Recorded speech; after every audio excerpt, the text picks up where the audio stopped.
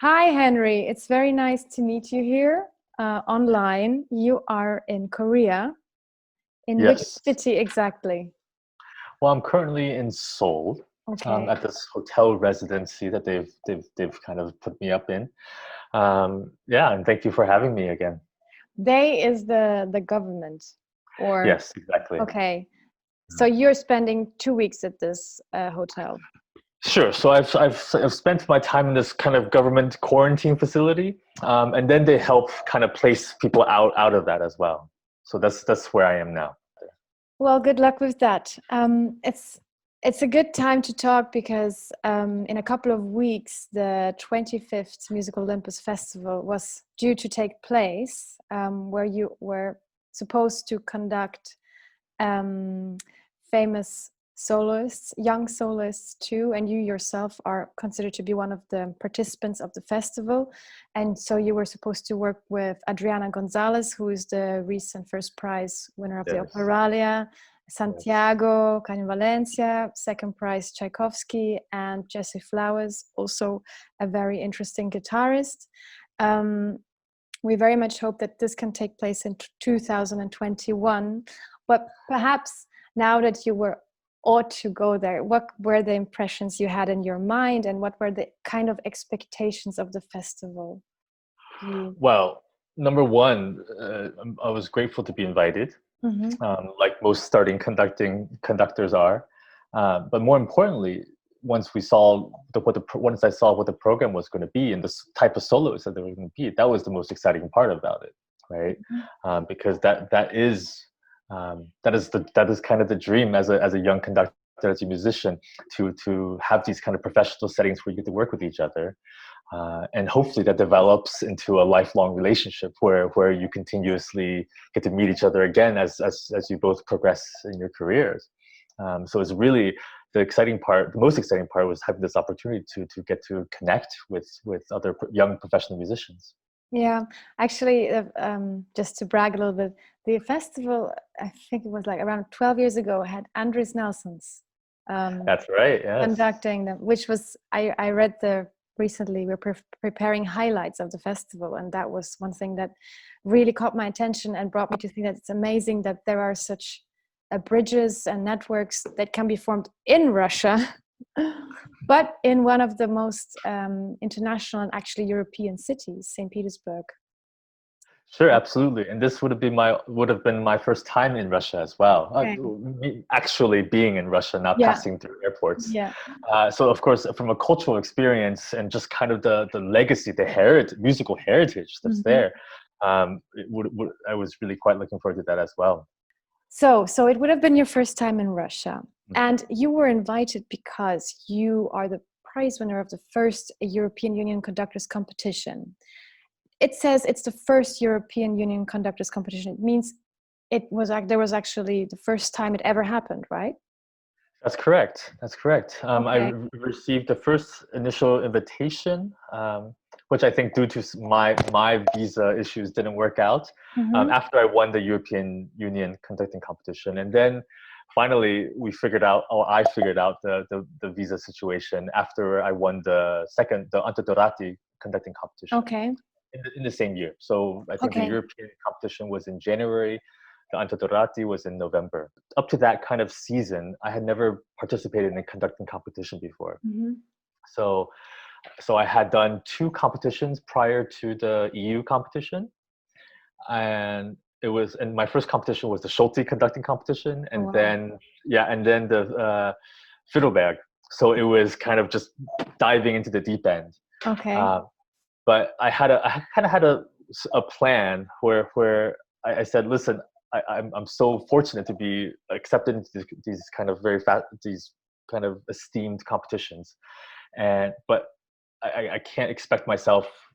There's a kind of a level of expectation that one needs to have, and so I went in there, just kind of took the whole entire experience, and then talked to every single conductor, because for better or worse, any competition is it's its own world, right? Yeah.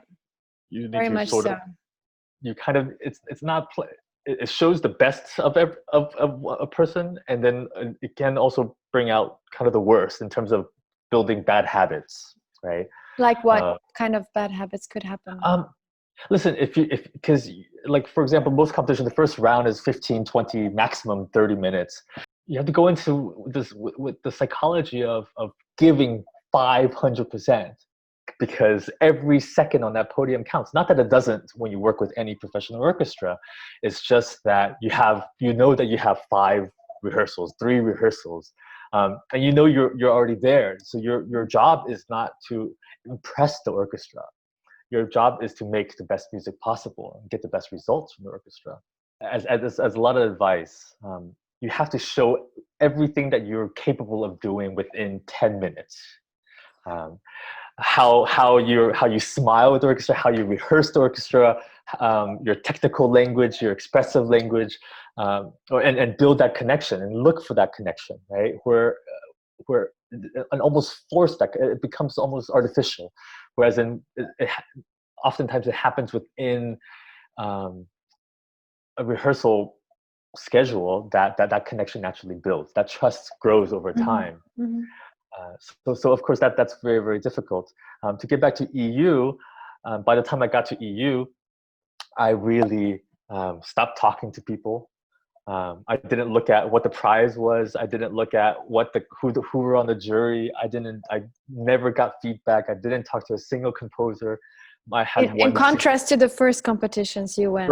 First, second, yeah, exactly. Yeah. Where I went in to learn and to absorb, and to build a system where I can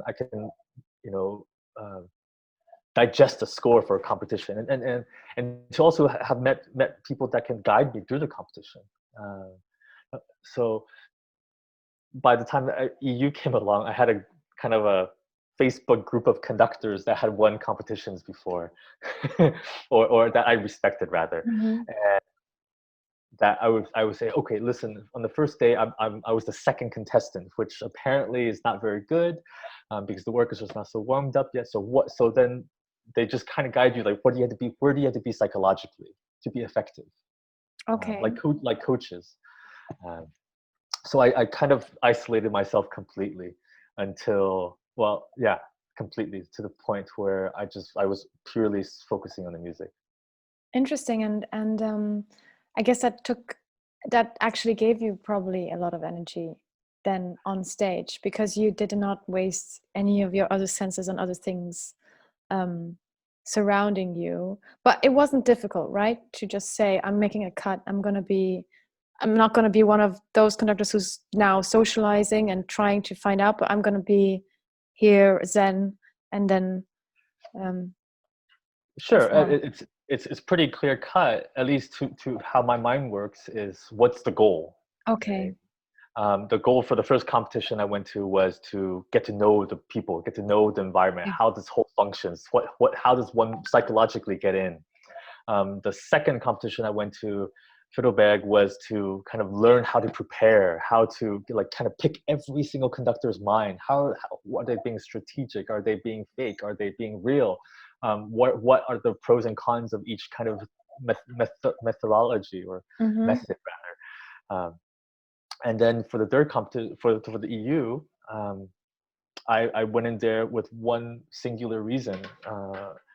And it seems really silly looking back at it and talking about it, because that was exactly the plan I told my wife. I had applied for 3 competitions, and I said, I'm going to absorb the first competition. I'm going to learn the second competition. I'm going to win the third competition. Got it. So it was like one big package system. Yeah, exactly.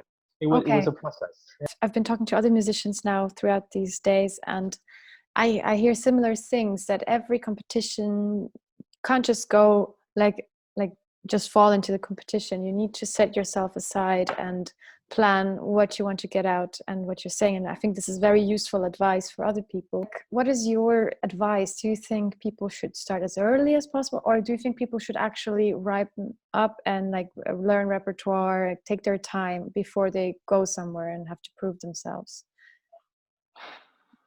That's a great question. I don't think it's either or. Because I started conducting quite late. I was in my 20s. I was 26, 25 when I started conducting, and so I had to just kind of run as fast as you can. So of course the grass is greener on the other side. I would love to have been able to take the time and slowly digest and really enjoy the process. And I don't see the problem of the process of studying conducting is the process of studying music, right? So there's never a bad age to start that. I think it's very healthy to see and hear about people who also decided to start things a bit later than others, just to balance it, just to give this referring to also psychological pressure, just to kind of say, okay, it's not about how old you are or how you look or blah blah blah. It's about actually what's in your head and how much time you have taken, or not even taken time, but let's say just how you have studied things and if it's really impacted you as a person. Sure, that's kind of exactly the point. Just to give it like a very kind of for me a concrete example. Hopefully for you it sounds like one. When I went to the competition in November, the Antal Dorati competition, I didn't plan on going actually, and I had just got an orchestra. I had a full season of guest conducting. I had just got an agent, so I was feeling pretty good after the EU. But there was something after the EU that left me feeling quite empty. Right? When I left that stage at EU, I was completely drained. I had given everything, like all my desires, all my obsession, all my wants, all my almost like a desperation in the music. When I go back and listen to the recordings, luckily I was doing Check 4, but at the same time, I told my wife, I said, listen, maybe I'll apply for one more because I want to see myself without that kind of pressure, like I have to win to survive in this field or this profession, but I wanted to see how I am, how would I be if I'm just completely me. Okay. Yeah, so that was the goal for the Antal Dorati, right? I went in there not pretending, I threw out all strategy, I threw out all thoughts of any plan. I went in there with the thought of, am I enough as me, as a human being? And luckily, very luckily that I won. But at the same time, when I saw the final, because I also made it a point not to see conductors, but when I saw the finals, I called my wife. I said, listen, this has to be the last competition I ever do, because these kids that are coming up that are like 22 years old, they've got all this figured out. If they didn't make it to the finals or they didn't win because they haven't have this yet. They haven't had just simple life. But oh man, to have all this, it makes me as a human being quite envious. Instead of having to struggle with technique at this, even at now, and of course it's always a learning process. But I said to her, I was like, some of these younger 20-year-olds are going to be phenomenal. It's a bright future for the field of conducting. Yeah. Hopefully also for music. Yeah. You are now the principal conductor and general music director of the Klangkraft Orchestra in Duisburg, and they are unusual, right? They're a bit different than the classical philharmonic orchestras you find around Germany. They are. Well, they have a very simple mission. They want to reach as many people as possible, and they like to have fun, which like I love Germany. I feel at home in Germany, but fun in an orchestra setting, it's very tough. And in Germany. Yeah, exactly. Those it's kind of either one or the other. But their reason, of course, we aim for the highest musical quality.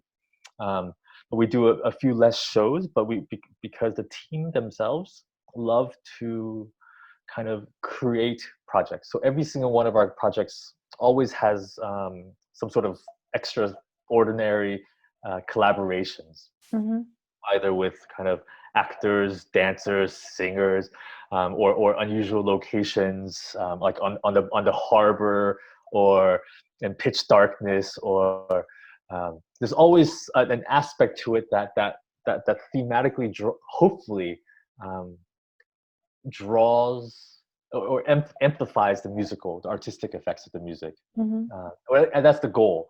Sometimes of course we don't quite get there, but it's always a learning process, and that's kind of the most amazing thing about the Klangkraft Orchestra.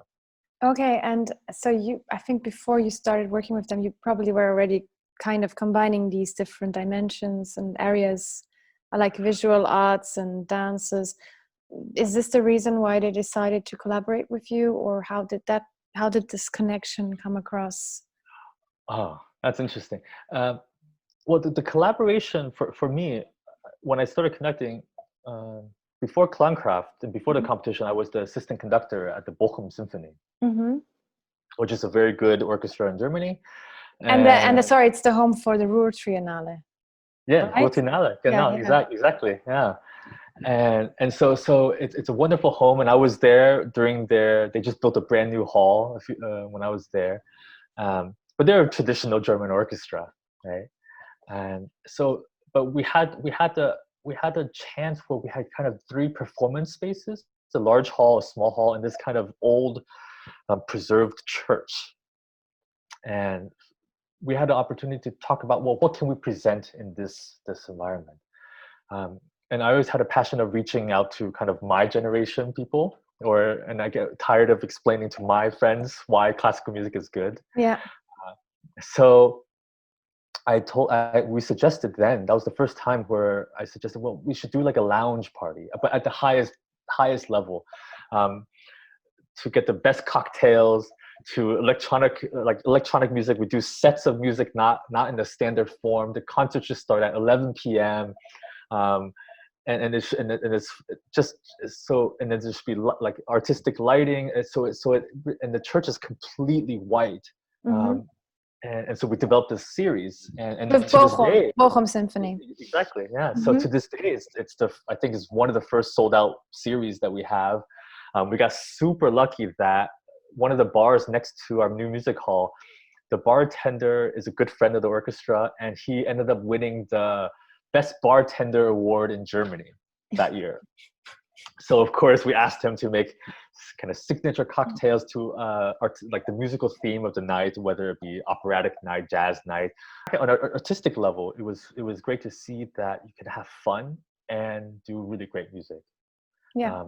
From an organizational kind of community outreach, growing classical music front, and also financially, I think we had something close to statistically like 80% turnover. So new people that bought tickets for this lounge party bought tickets to come see the regular shows.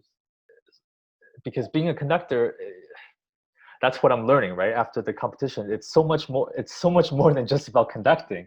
You're really trying to further a community awareness for music, and to build something with people truly, and to share something truly with people that you have a value, and to incorporate it into the century, and to have 80% turnover, I think the average, because the nice thing about doing smaller sets of music with a younger crowd of people in a new environment was that we could build in kind of these statistics of how old these people are, if they offer to give their age, like a range. Fragebogen. Genau, exactly, like a formula, yeah.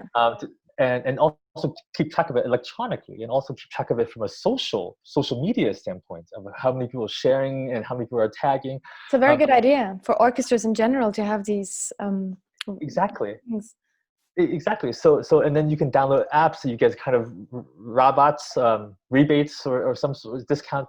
But then what that does for an organization and for the town of Bochum, at least, is that we saw the average age goer of those concerts were 20 years younger than in our main concerts, right? And then 80% of those year over year are going back to our main concerts, and that's amazing. that's the goal, right? That's the dream. That's the hope, I think. In addition to offering the highest level of music possible, and of course with Klangkraft, to go back to them, it was something that was already kind of a piece of me, and that was something that they really wanted to go for. And now, because I feel more confident in them, they feel more confident in me, that I suggest ever crazier ideas. Like what could be your crazy idea, for example, just to get an impression? I mean, even this upcoming project that we have, in end of March, our concert was canceled. We had this family concert based off of, called the Beethoven's Ninth Symphony of Animals, written by a German author named Thomas Lange. So it's about this young conductor named Karl Van, with an English V, not a German V, but English V, who gets a call to conduct Beethoven's Symphony No. 9. And he, of course, thinks, well, they must have mistaken me for Karl Jan. But being a young conductor, he, of course, says yes. Young, ambitious conductor. And so, but then he realizes he has no orchestra. So he puts up posters, and then finally he calls them, he gets lots of no's, and finally an orchestra says yes. And then he finds out the next day there's the whole orchestra of animals. So they show up one by one. So it was our intention to build these kind of Klangkraft projects, family concerts, because that's something that I really also believe in. On top of these kind of community engagements, is to do education projects at the highest level. And our organization is, because we're smaller and flexible, we can kind of invest more percentages of our kind of financial being into these projects. So anyways, the original concept was to perform it in a huge church as part of the Duisburg acclaimed Festival. But to have the orchestra 360 degrees around in the church, like completely separated, and I was going to stand in the middle of the church, and the public would be interspersed with the orchestral musicians. A little bit like the Konzerthaus Berlin, mittendrin. Mittendrin, exactly. And then, but on top of it, because it's a children's book, so we collaborate with Schauspieler. So they're weaving in. And we newly commissioned this piece with a good friend of mine, Alexander Iradian, an Armenian composer, and so we just took it to another level of the idea of orchestra in a concert interacting live with the public, the public interacting back or reacting back to the orchestra, and with the Schauspieler, and with me, right? So it's the idea really is to get the children, to get the families involved, like really, not just conductor mittendrin, but every single person mittendrin. But unfortunately, that was canceled. So we've turned this project now into an online project. It's called Beethoven Connect, am I right? It's called Beethoven Connect, yeah. So the website is beethoven-connect.com. We're inviting musicians from around the world to participate. Yeah. The overall concert is about 1 hour, which I know is a lot of music for kind of people to kind of record by themselves at home. So we've broken it into 16 different parts. Okay. So you can record whatever you want. There's some certain sections that are really incredibly simple to play, like 5 notes or something, just because of how it's broken up, like the entrance of the characters and the development of the plot. And of course, it ends with Ode to Joy. So you can record as much as you want. We have children sending in their themselves playing what they can. We have kind of all age groups, we have professional musicians from a lot of major German orchestras, Asian orchestras, and American orchestras. And we're accepting videos through the end of May and presenting it hopefully by the end of June. We decided not to take any money from this project because we want to we're asking for donations for this concert, and we're giving it to all freelance musicians that want it. So when you go online, you can kind of fill out a form, another like kind of like who you are, what instrument you play, are you a freelance musician, and do you want to take part in the donation money? And surprisingly, a lot of professional musicians are saying no. To try to help. Again, it's about propagating the system forward, about creating value through art, not just for your own ego. Yeah. Hi, Henry. We're back again. It's a different day. I'm in a little bit different location, and you're still in the same room. Yes. But we are very lucky in Germany. We can actually travel to different places. That's wonderful. But we're both wearing black. We're both wearing black. And so last time we were talking about you and the Klangkraft Orchestra. Yes. And we had to stop. So I just wanted to refer back to some of your artistic programming with them. And some of the things that I found that you have done with them was a program called Nie wieder Krieg, Never Again War, and a second program called World Dies Screaming, which I think, if I understand it correctly, I just read it somewhere, it refers to the humanistic responsibility of climate change, towards climate change. So maybe you can tell us more about these programs. Sure. Well, that was my first collaboration with Klangkraft, so my first major project after I took over the music director position. And it was actually part of the Duisburg Acclaimed Festival, which is a very large kind of festival. And the festival theme that year was Nie wieder Krieg, so never again war. And our program specifically talked about climate change and the impacts it was having, and war. So it talked about never having a war again over in every single way, in the abstract way, in the humanistic way, in the actual like Krieg, war kind of way. And this is an example of just kind of the projects we kind of do.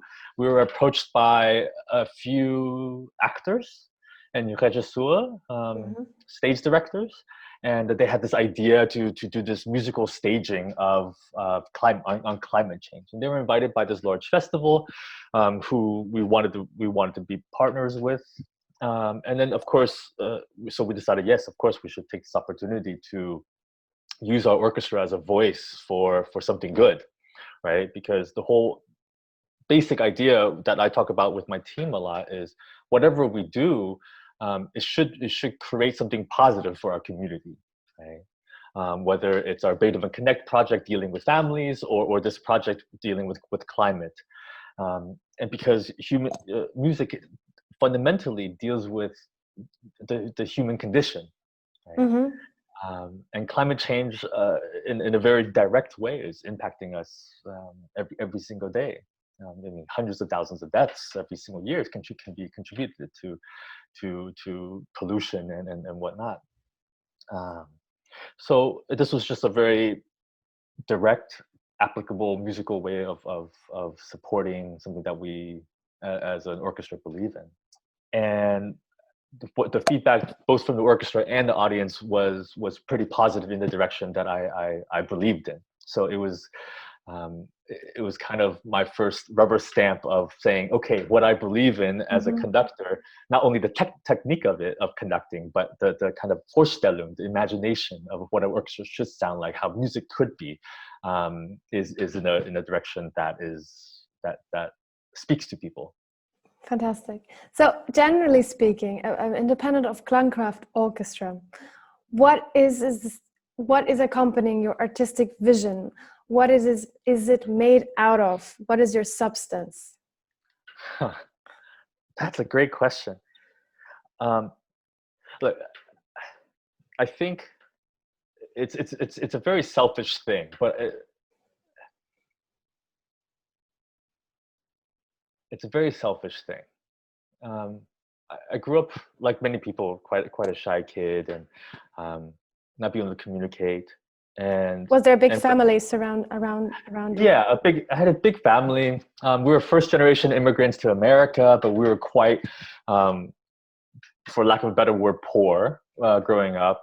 You know, we had a choice between having lunch money for my older brother or for me. So it was always given to my older brother. So I remember I didn't have a school lunch until I was in high school, for example.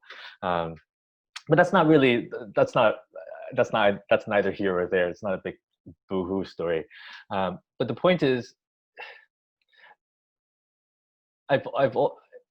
music has always been an escape for me, right? Through whatever suffering, through whatever mistakes, through whatever tragedies, through whatever sorrows and anger. And, on one aspect, an intellectual and a legacy heritage kind of point of view, one of course always respects the score of Beethoven, Brahms, Bach, Berlioz, etc. But as musicians, as human beings, we can't help but to express a part of who we are. And a large part of what I really truly believe is speaking the way that I truly feel, in terms of speaking from my mistakes, and also through that of music, right? And hopefully that has the ability to help someone else escape if they need it, or love, or dream, or heal. Is this also why you love to experiment with dance and visual arts and different spaces? Does this accompany this kind of sense?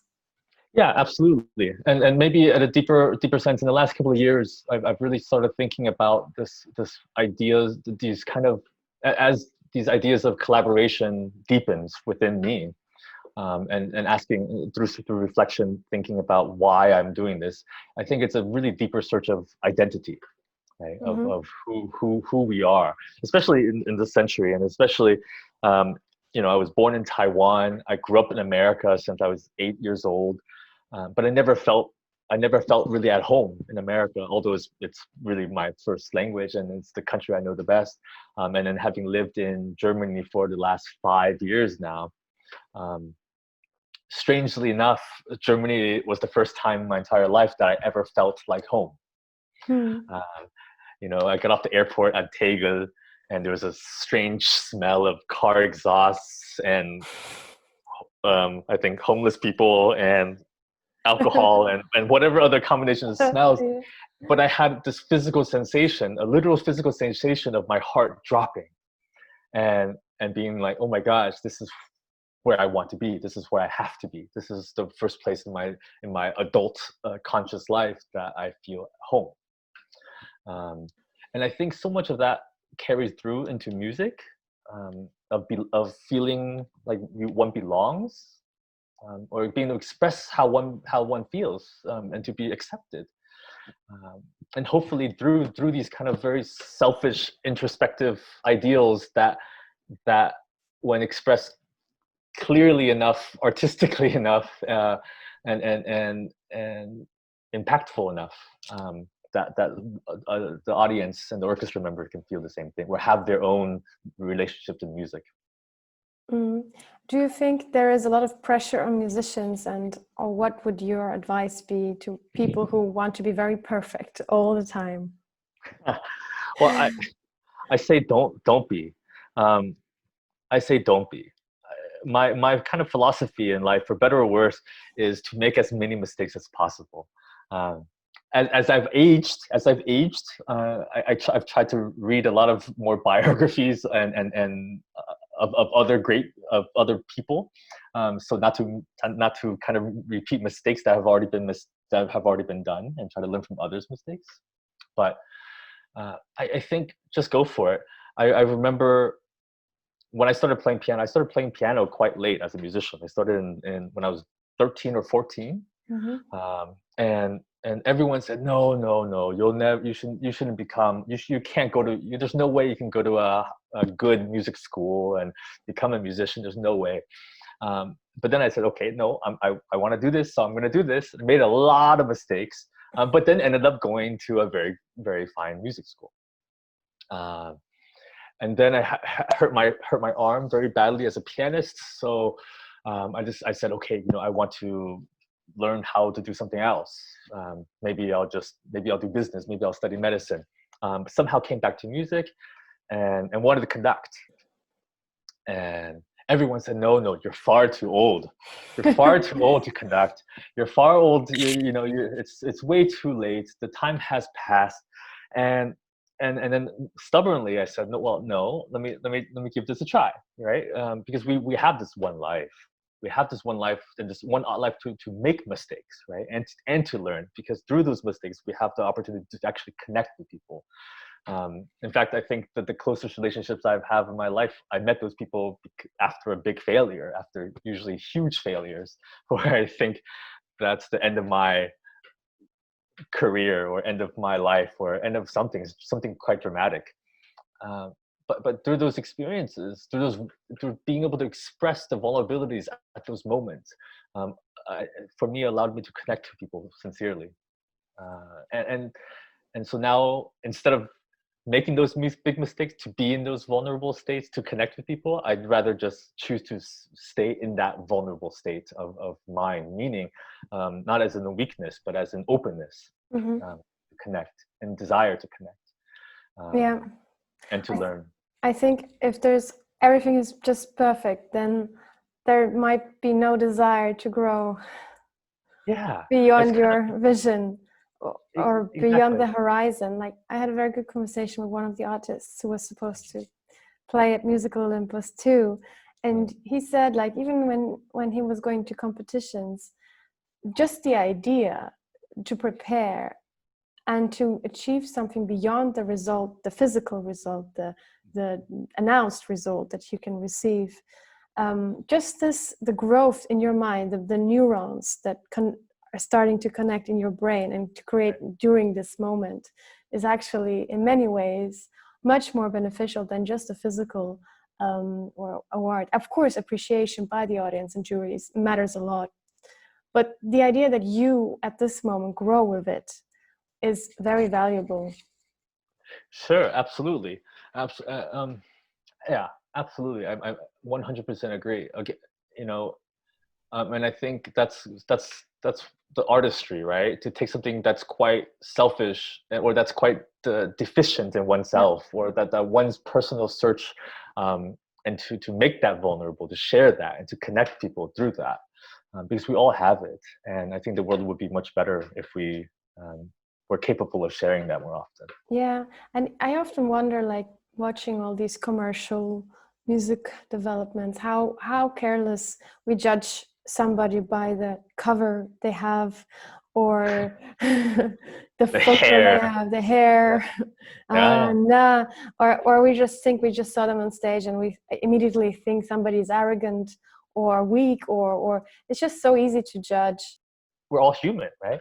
And that makes us, let's just go back and do our jobs and make beautiful music and put whatever that we're feeling and thinking and have into that moment, and hopefully that's enough to touch someone else and to connect with someone else. Yeah, very nicely said. Just one of my actually last questions is regarding Corona and cancellations. What advice can you give to musicians regarding, like, basically missing out half a season of their performance? And some of them actually depend on it because they're just starting their careers. So what advice can you give to them? I would say, realistically, at least half a season, right? And the recovery, look, I'm saying this as advice because it's always the best to face the truth. It's going to be really, really rough, especially for the people that are just starting out, or in the first 2-3 seasons of actual in the ring and going through it. It's, orchestras are going to take less risks, and that's normal. They're under more financial constraints. Again, empathy, right? It's understanding that we're all in this. So one of the greatest advices that I've ever been given as a human being and as a musician is make yourself 100% necessary. And that may include putting down one's ego, your own ego, like, oh, I used to get paid X amount per show. Yeah, but is that really why you're doing this? Or ask yourselves those questions. Why are you in music? Is it to make 10,000 per show? No, probably not. It's to make a life in music, right? And so if the goal is a life in music, to have the empathy to understand that not only you're going through this difficulty, and not to make blames on, oh, what does organization cancel my contract with this and that. They're canceling the contract because there's nothing else that one can do. So first to have the empathy and the understanding, and then to make yourself 100% necessary, meaning doing whatever it takes. It may mean lowering your fees, reaching out to more people, or just simply connecting and not asking for anything for a while.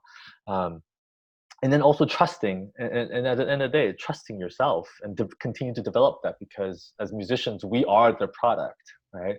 So if we don't continue to improve ourselves, either through reading, through studying, through practicing, then there's really no hope, right? Control what we can control, let everything else go, because that's life. And it doesn't matter if it's COVID or the next pandemic or any hardship that one goes through in life. It's really the same. Control what you can control, and then the rest, move on. Yeah. I think that's a very good statement. And I also really like the fact that you are collecting donations for freelance musicians Klangkraft, and not just taking money for yourselves, which is, I think, really cool. Not everyone is doing this right now, and it just makes a point. I think if artists begin to raise awareness, and then it also helps politicians understand, because politicians need to be said. They cannot always oversee the situation fully, encompass all the details that are going on, and especially in a country like Germany, where there's so many orchestras, so many theaters, so many operas. Every single land has like plenty. Even in Ruhrgebiet, there's so many orchestras. So many fantastic orchestras. Yeah, so many fantastic orchestras. And so it takes you cannot always expect to get an answer from someone and be like, okay guys, we're just going to give you so much money, just have it. And many of them have been supporting artists, but I think what you're doing is just actually raising awareness about, also in the artist community, showing artists that they can also raise money for others, for example. Exactly. Thank you for pointing that out. It's that was one of the big discussions for our last team meeting in person. I said to our orchestra, I said to our team that I work with very closely, what are our responsibilities? Right? How do we want to react? What do we want to actually do? It's not just for our community, meaning the Duisburg community, but also for the greater music community. What can we do? In a small, even if it's a small way. And that is to say, okay, what we can do is do a beautiful job on what we're going to do anyways, not take a single penny from it, and give it back to everybody that actually needs it, right? Going back to my advice of ignoring everything else, I know how hard that is, because so many of my friends I've talked to more musicians than I've ever had in the last 3 months, right? Because everyone's out of work, and so there's a lot of frustrations among freelance musicians, and there's a lot of sadness, and and unfortunately some anger as well. But the thing is, to make yourself 100% necessary means that you have to also be really incredibly proactive, right? And I think that really is the key. And our orchestra, if anything, is just trying to be proactive and to help as many people as possible. Great.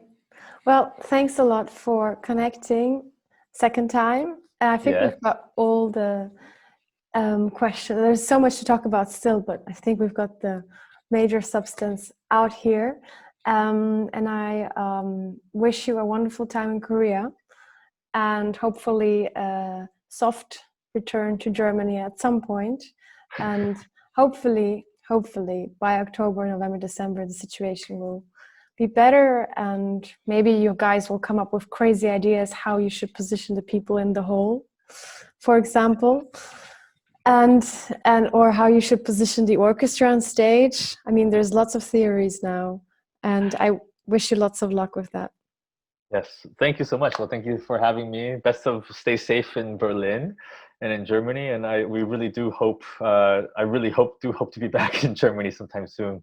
And really, I hope people go to our website, beethoven-connect.com, and support us in any way. Yes, we will. And we will see each other in St. Petersburg. Okay, absolutely. Looking forward to it. Bye. Yeah, ciao.